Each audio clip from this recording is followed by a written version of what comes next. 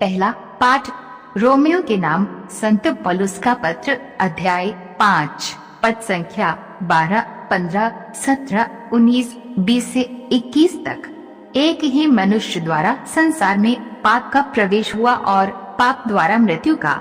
इस प्रकार मृत्यु सब मनुष्यों में फैल गई, क्योंकि सब पापी है। यह सच है कि एक ही मनुष्य के अपराध के कारण बहुत से लोग मर गए, किंतु इस परिणाम से कहीं अधिक महान है ईश्वर का अनुग्रह और वह वरदान जो एक ही मनुष्य ईसा मसीह द्वारा सबों को मिला है। यह सच है कि मृत्यु का राज्य एक मनुष्य के अपराध के फलस्वरूप एक ही के द्वारा प्रारंभ हुआ, किंतु जिन्हें ईश्वर की कृपा तथा पाप मुक्ति का वरदान प्रचुर मात्रा में मिलेगा, वे एक ही मनुष्य ईसा मसीह के द्वारा जीवन का राज्य प्राप्त करेंगे। इस प्रकार हम देखते हैं कि जिस तरह एक ही मनुष्य के अपराध के फलस्वरूप सबों को दंडाज्ञा मिली, उसी तरह एक ही मनुष्य के प्रायश्चित के फलस्वरूप सबों को पाप मुक्ति और जीवन मिला। जिस तरह की ही मनुष्य के आज्ञा भंग के कारण सब पापी ठहराए गए, उसी तरह ही मनुष्य के आज्ञा पालन के कारण सब पाप मुक्त ठहराए जाएंगे। किंतु जहाँ पाप की वृद्धि हुई, वहाँ अनुग्रह की उससे कहीं अधिक वृद्धि हुई। इस प्रकार पाप मृत्यु के माध्यम से राज्य करता रहा, किंतु हमारे प्रभु ईसा मसीह द्वारा अनुग्रह धार्मिकता के माध्यम से अपना राज्य स्थापित करेगा और हमें अनंत जीवन तक ले जाएगा। यह प्रभु की वाणी है। सुसमाचार संत लूकस अध्याय 12, पद संख्या 35 से 38 तक।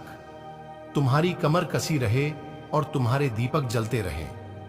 तुम उन लोगों के सदृश बन जाओ जो अपने स्वामी की राह देखते रहते हैं कि वह बारात से कब लौटेगा, ताकि जब स्वामी आकर द्वार खटखटाए तो वे तुरंत ही उसके लिए द्वार खोल दें। धन्य हैं वे सेवक जिन्हें स्वामी आने पर जागता हुआ पाएगा।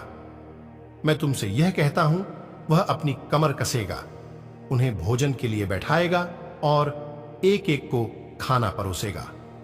और धन्य हैं वे सेवक जिन्हें स्वामी रात के दूसरे या तीसरे पहर आने पर उसी प्रकार जागता हुआ पाएगा। यह प्रभु का पवित्र सुसमाचार है। मनन चिंतन।